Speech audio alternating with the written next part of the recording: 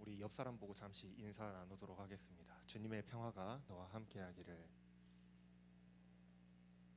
네, 온라인으로 예배드리고 계시는 분들에게도 우리 주님의 평화가 함께하기를 바랍니다. 오늘 말씀의 제목은 내 주는 강한 성이요라고 이렇게 정해봤어요. 요즘 우리 청년 세대는 주로 이제 CCM을 많이 불러왔잖아요, 그렇죠? 그렇게 주로 CCM을 많이 불러왔기 때문에 아마도 찬송가의 이 찬양은 익숙하지 않을지도 모르겠습니다. 하지만 여러분들 아마 이 찬양은 여러분들도 다 잘 아시는 찬양이지 않을까 싶어요. 내 주는 강한 성이요. 이거 찬양 찬송가 585장입니다. 다들 잘 아시는 찬양인가요?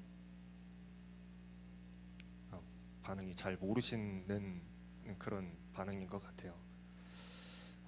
이 찬양이 이렇게 시작해요. 내 주는 강한 성이요 방패와 병기 되시니 큰 환난에서 우리를 구하여 내시리로다. 어떤가요? 찬양의 느낌이 어떠신가요? 큰 어려움 속에서도 나를 지키시고 싸우시는 그 강력하신 하나님을 찬양하고 있음이 좀 느껴지지 않으시나요? 아마 들어보니까 조금 아시는 것 같죠?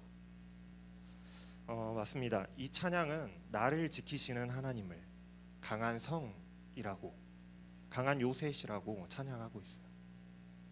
이 찬양을 작곡하고 또 작사를 한 사람은 마틴 루터라는 사람입니다.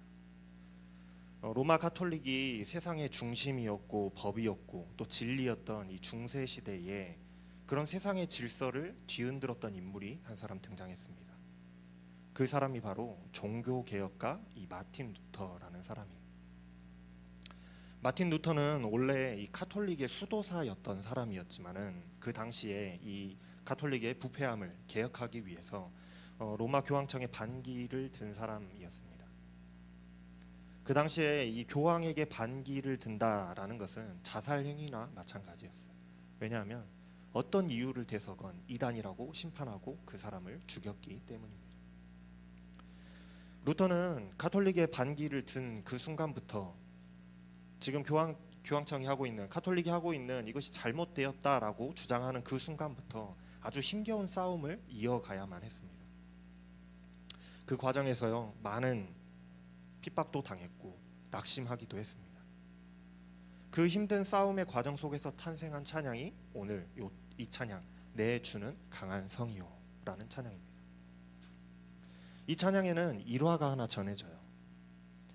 루터가 힘에 겨워서 지쳐서 이렇게 쓰러져 있는 그런 삶을 살아가던 어느 날 루터의 아내가 상복을 입고 나타났습니다. 루터가 그런 아내에게 물어봅니다. 누가 죽었어? 그러자 아내는 하나님이 돌아가셨어요 라고 대답했다고 해요. 루터는 그런 아내를 나무랐습니다. 전능하신 하나님은 돌아가시지 않는다. 영원하시다. 그런 소리 하지 말라고 아내를 나무랐다고 해요. 그런데 루터의 아내는 오히려 루터에게 다시 한번 반문하기를, 그렇다면 전능하신 하나님을 믿고 있는 당신은 왜 하나님이 돌아가신 것 마냥 그렇게 낭망하여서 지쳐 쓰러져 있느냐고 되돌려서 물어봤다라고 하는 거예요. 이때 루터가 정신이 번쩍 들었다고 합니다. 그리고 그때 써내려갔던 그 찬양시가 바로 내 주는 강한 성이요 라는 이 찬양을 썼다고 해요. 아무리 힘든 고난 속에서도 하나님께서는 도우시고 이끄시는 나의 강한 성이 되신다, 나의 강한 요새가 되신다라는 사실을 루터가 아내와의 대화 속에서 다시 한번 깨닫게 되고 이 찬양을 쓴 거예요. 이 찬양의 전체 가사는 다음과 같습니다. 내 주는 강한 성이요 방패와 병기 되시니 큰 환난에서 우리를 구하여 내시리로다. 옛 원수 마귀는 이때도 힘을 써 모략과 권세로 무기를 삼으니 천하에 누가 당하랴. 내 힘만 의지할 때에는 패할 수밖에 없도다. 힘 있는 장수 나와서 날 대신하여 싸우네. 이 장수 누구인가? 주 예수 그리스도. 만군의 주로다. 당할 자가 누구랴? 반드시 이기리로다. 이 땅에 마귀 들끓어 우리를 삼키려고 하나 겁내지 말고 섰거라. 진리로 이기리로다. 친척과 재물과 명예와 생명을 다 빼앗긴데도 진리는 살아서 그 나라 영원하리라. 이게 찬양의 내용이에요. 루터는 이 찬양을 지을 때 시편 46편의 영감을 받아서 이 찬양시를 지었다고 합니다. 오늘 본문 말씀인 시편 48편의 말씀도 이 46편과 같은 시리즈라고 할 수 있어요. 시편 46편부터 48편까지는 주제가 어려움 중에 이 피난처가 되시고 또 도우시는 하나님을 찬양하고 있는 내용이기 때문에 그렇습니다. 오늘 시편의 이 저자도 오늘 시편 48편을 기록한 이 시인도 마치 이 루터처럼 하나님을 성이라고, 하나님을 거룩한 산이라고, 하나님을 시온산이라고 비유하면서 찬양하고 있어요. 여호와는 위대하시니 우리 하나님의 성 거룩한 산에서 극진히 찬양 받으시리로다. 터가 높고 아름다워 온 세계가 즐거워하며 큰 왕의 성 곧 북방에 있는 시온산이 그러하도다. 여기에서 시인이 이야기하는 왕의 성, 하나님의 성, 거룩한 산, 시온산, 이거 모두 다 하나님을 묘사하고 있는 표현입니다. 시잖아요. 시이기 때문에 시적으로 표현하고 있는 거예요. 하나님을 왕의 성과 하나님의 성, 또 거룩한 산, 시온산으로 묘사하고 있다. 성과 산으로 묘사하고 있어요. 어떤 장소를 묘사하는 것이 아니라 하나님 자체를 의미하고 있습니다. 고대 사람들은 이 산이라는 것이 좀 높잖아요. 그랬기 때문인지 산에는 신들이 산다라고 믿었어요. 그래서 각 지역마다 높은 산이 있으면 그 산에다가 산당을 만들어 놓고 여기에 신이 산다라고 생각했고, 또 우리가 잘 알고 있는 그리스 로마 신화를 보면 어때요? 신들이 어디에 살아요? 올림푸스 산에 살잖아요. 산에 사는 거예요. 가나안 지역에도 이 자폰산이라는 산이 있었어요. 그리고 이 산에는 가나안 땅에 그 신이 산다고 믿어졌습니다. 이 자폰산이라는 산이 바로 시온산이에요. 그래서 이스라엘 사람들도 이 시온산에는 하나님이 계시는 곳이라고 믿었어요. 그래서 성경에서 시온산은 이스라엘에게 매우 중요한 의미가 있습니다. 시온산은 성경에서 자주 나오잖아요. 그 이유가 바로 이것 때문이에요. 나라가 사라지고 포로가 되었을 그때에도 다시 재건해야 될 목표, 다시 세워야 될 나라, 다시 돌아가야 될 고향, 그것을 생각할 때마다 이스라엘 사람들은 하나님이 계신 시온산을 그리워하면서 찬양하는 것을 우리가 볼 수 있어요. 사실 이 하나님의 산인 시온산은 만년설이 막 뒤덮여 있고 높은 산, 그런 웅장한 산, 그런 산이 아닙니다. 세계에는 굉장히 멋진 산들이 많이 있잖아요. 정말 신들이 마치 살 것만 같은 그런 멋진 산들이 세계에 명산들이 많이 있습니다. 킬리만자로일 수도 있고 히말라야 같은 그런 산들 말이죠. 그런데 시온산은 그런 웅장한 산들, 그런 명산들에 비하면 그냥 동네 뒷산, 언덕 같은 그런 낮은 산이에요. 그 위에 시온산 위에 도시가, 예루살렘이라는 도시가 건설되어 있을 정도로 낮은 동네 뒷산 같은 그런 산이라고 할 수 있습니다. 그럼에도 그냥 평지보다는 지형이 조금 높기 때문에 터가 높다라고 찬양하고 있는 거예요. 예루살렘의 이 동네 뒷산인 이 시온산이 이렇게 굉장하다라고, 높고 아름답다라고 찬양되어지는 이유는 산이 정말로 높고 아름다운 막 만년설이 뒤덮여 있는 꽃이 피어 있는 울창한 숲이 있는 그런 산이기 때문이 아니라는 겁니다. 그 정도 명산은 아니라는 거예요. 그럼에도 시온산이 이렇게 찬양되어지고 있는 이유, 이 시인이 시온산을 그렇게 찬양하고 있는 이유가 무엇인가? 그것은 바로 하나님이 계시는 산이기 때문이라는 거예요. 시온산은 곧 하나님을 상징하고 있어요. 어떻게 산이 하나님을 상징할 수 있는가? 그것은 이 산이 바로 하나님의 임재하심, 그리고 하나님이 이스라엘과 함께 하심, 하나님이 이스라엘을 보호하시는 그 위대하심을 상징하는 하나님의 임재를 경험할 수 있는 곳이었기 때문에 그런 의미가 있는 거예요.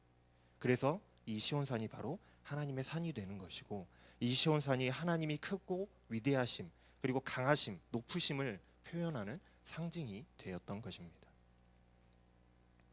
그래서 시온산이라고 한다면 우리가 바로 하나님의 산, 더 나아가서 하나님을 의미하는 것이 된 거죠.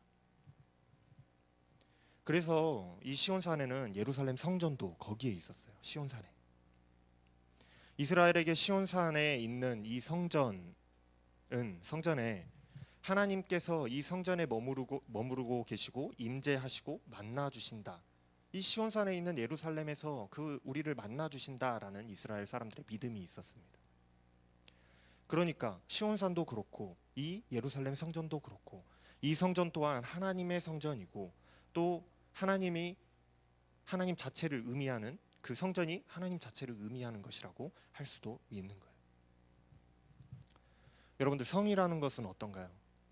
성이라는 건 왜 만드는 건가요? 적의 공격으로부터 방어하기 위한 요새로 만든 거잖아요. 그렇죠? 그래서 사람들이 적으로부터 자신들을 보호하기 위해서 그 요새 같은 성벽을 삥 둘러서 쌓아놓고 그것을 방어막 삼아서 그 안에서 도시를 지키고 또 백성들을 지키면서 그렇게 살아가기 위해서 그 안에서 살아가는 것 아니겠어요? 예루살렘은 산지 시온산이라는 그 산 위에 건설되어 있었기 때문에 방어하기 좋은 위치에 있는 요새였습니다. 그래서 3절 말씀에 보면은 하나님이 그 여러 궁 중에서 자기를 요새로 알리셨도다 하고 말씀하고 있는 거예요. 시인은 하나님을 이 시온산뿐만이 아니라 성 요새로 묘사하고 있어요. 하나님께서 자기 자신을 요새로 알리셨다라고 하잖아요. 예루살렘이 정말로 아무도 쳐들어올 수 없고 무너지지 않는 난공불락의 요새이기 때문에 그렇게 말하고 있는 것이 아닙니다. 오히려 반대로 하나님이 거기 계시기 때문에 예루살렘이 안전할 수 있었던 거예요. 그런 거거든요.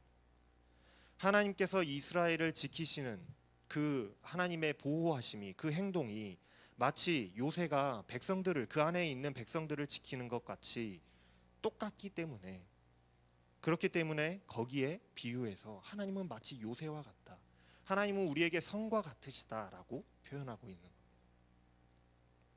그래서 시인은 하나님을 요새와 같다라고 계속해서 노래하고 있는 거예요. 실제 역사적으로 예루살렘이 많은 공격들을 당했습니다. 오랜 역사 속에서 많이 공격을 당했어요. 여러 왕들이 예루살렘을 점령하고자 쳐들어왔었죠. 그러나 그 많은 왕들이 모두 지나갔다고 노래하고 있어요. 시인이 그렇게 노래하고 있잖아요. 예루살렘을 점령하기 위해서 찾아온 왕들이 왜 예루살렘을 그냥 지나쳐 갔을까요?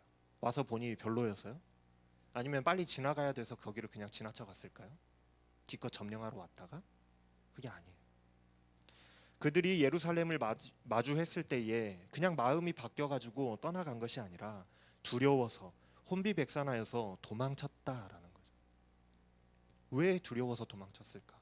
거기까지 싸우러 와놓고 점령하러 와놓고 왜 두려워서 도망쳤을까? 예루살렘의 강력한 그 성 방어막과 군사력이 두려워서 떠나간 게 아니었다라는 거예요. 그들이 두려워했던 것은 바로 예루살렘을 지키시는 하나님이었습니다. 요새같이 견고하게 지키시는 하나님을 그 적들이 마주했을 때에 그들은 두려워서 떨 수밖에 없었고, 두려워서 도망갈 수밖에 없었고, 패하여서 도망갈 수밖에 없는, 도망쳐야 할 수밖에 없는 그런 상황에 놓였다라는 것이죠. 그들은 예루살렘을 공격했지만 큰 패배를 맛보아야 했습니다.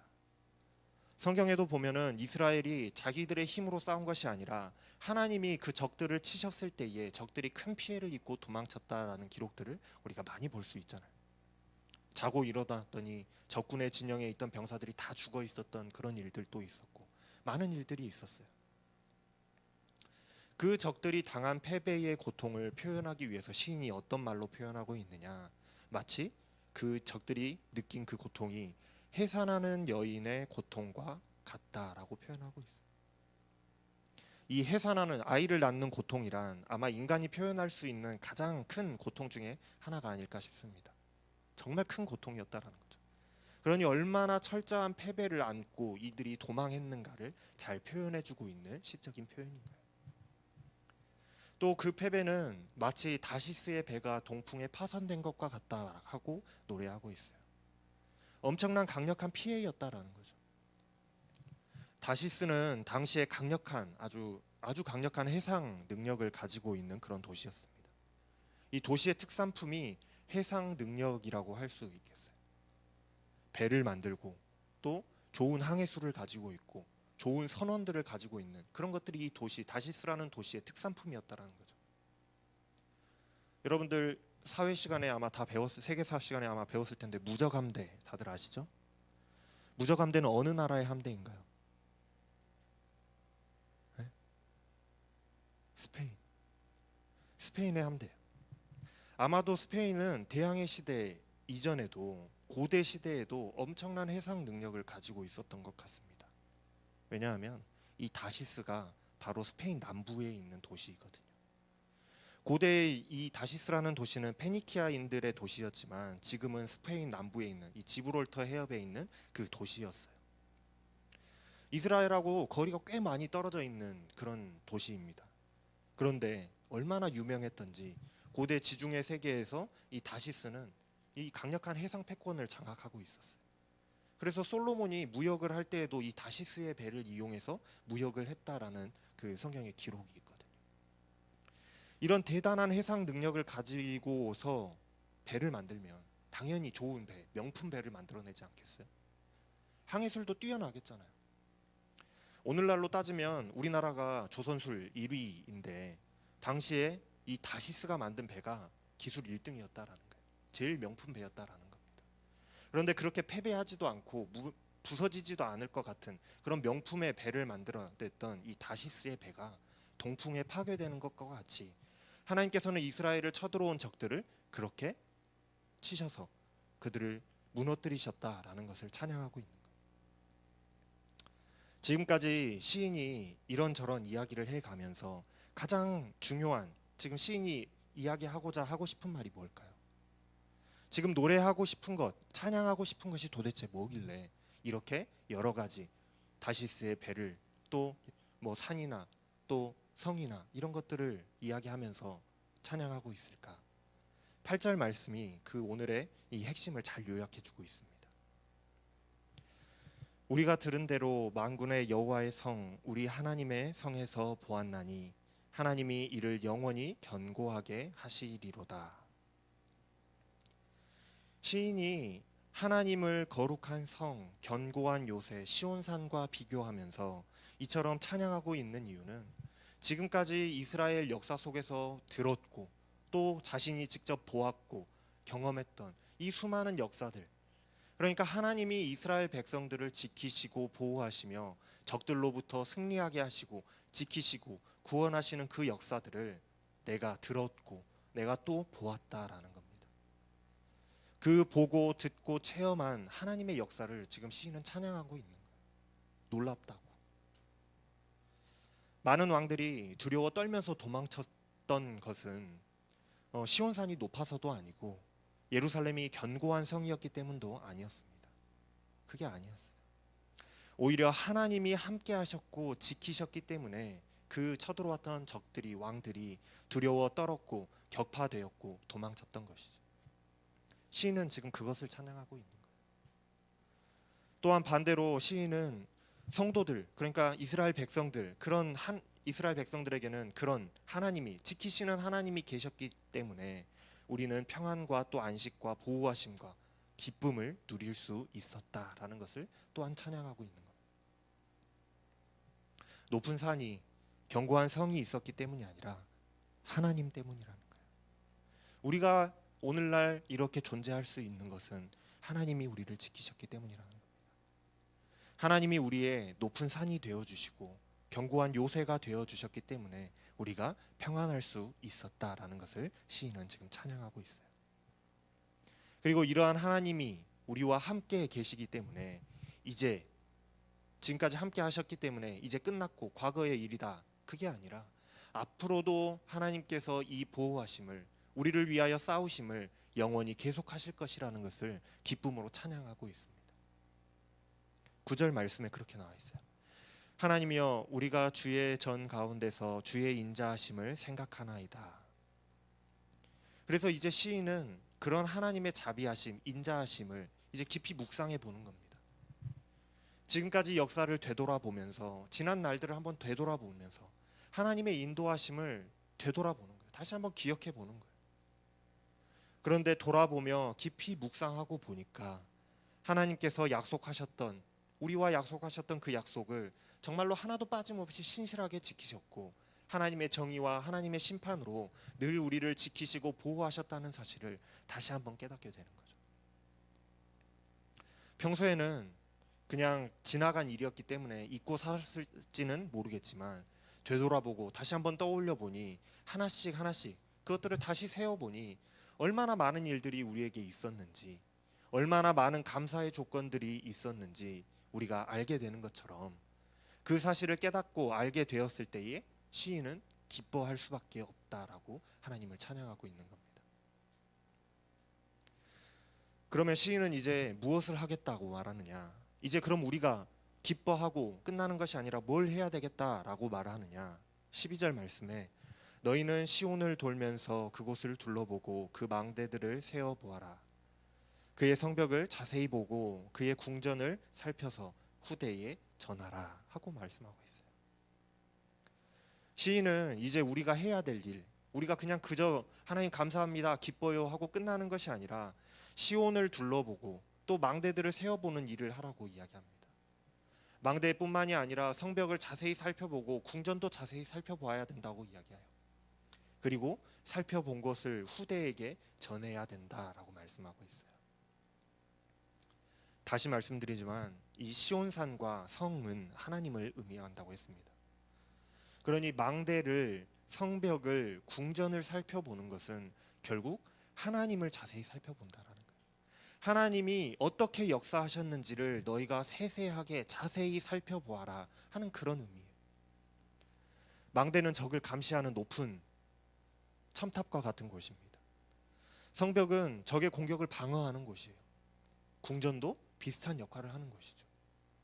시인은 지금까지 나를 지키시고 보호하신 하나님의 역사하심을 돌아보고 묵상하여서 깨달아서 기뻐했지만, 이제는 그 하나님의 역사하심을, 하나님의 그 강하심을 곳곳에 돌아보면서 망대 같고 성벽 같고 궁전 같은 그 요새와 같으신 하나님의 부분 하나님이 적재적소에서 일하셨던 하나하나를 자세히 살피고 또 우리가 기억하여서 그 되어진 일들을 나만 알고 기뻐하는 것이 아니라 너희들의 후대에도 전해 주어야 된다라고 이야기하고 있는 것입니다.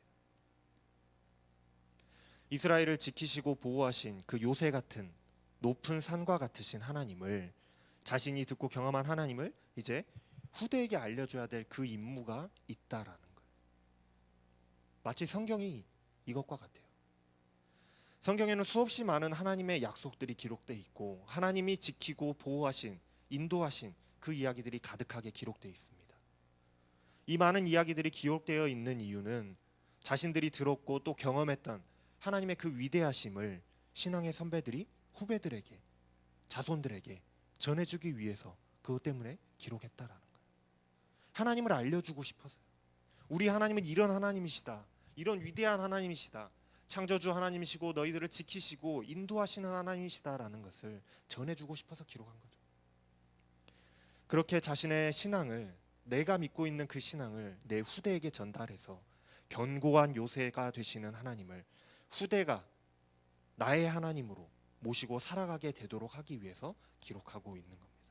마찬가지예요. 시인은 이제 내가 경험했고 느낀 것들을 후대에게 전해줘야 된다라고 이야기하고 있는 겁니다. 왜냐하면 지금까지 지키고 인도하신 그 하나님, 그 하나님이, 그리고 앞으로도 지키고 인도하실 그 하나님이 강한 적들에게서 나를 지키시고 강력한 요새가 되셔서 나를 보호해 주셨던 그 하나님, 높은 산과 같이 든든하게 나를 지켜주셨던 그 하나님이, 이 하나님이 나의 하나님이 되시고 우리의 하나님이 되시고 후대의 하나님이 되시며 영원히 우리의 하나님이 되셔서 우리를 죽을 때까지 인도하실 것이기 때문이다 라고 찬양하고 있는 거예요. 마지막 14절의 말씀입니다. 이 하나님은 영원히 우리 하나님이시니 그가 우리를 죽을 때까지 인도하시리로다. 아멘. 여러분들 이 말씀 아멘이신가요?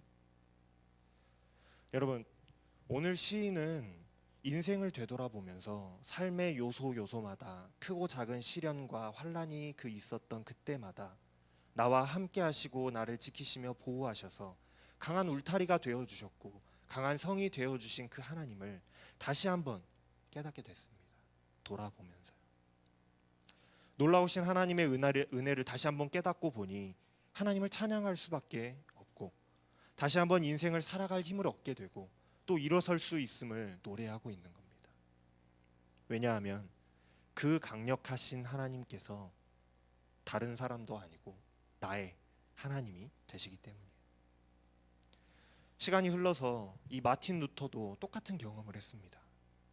시시각각 죽음이 도사리고 있는 그런 힘겨운 싸움을 해가는 속에서 낙심하고 지쳐 있을 그때에 그만 자신의 주장하고 있는 그 주장을 철회하고 교황청과 타협하고 종교 개혁의 기초가 자기가 이야기했던 것들, 주장했던 것들이 잘못되었다고 고백하고 주장을 철회하라는 그 유혹과 협박이 있을 그때에도 포기하고 싶었지만은 하나님이 나의 강한 산성이 되시고 나를 대신하여 싸우신다면 내가 두려워할 것이 없노라고 다시 한번 깨닫고 용기를 얻고 힘을 내어서 끝끝내 종교 개혁이라는 그 큰 변화를 가져왔던 그 마틴 루터처럼 우리도 이 강한 요새요 강한 성이요 높은 산과 같으신 하나님이 나를 지키시고 보호하시며 영원히 나의 하나님이 되신다는 사실을 깨닫고 믿음으로 신뢰할 수 있기를 바랍니다.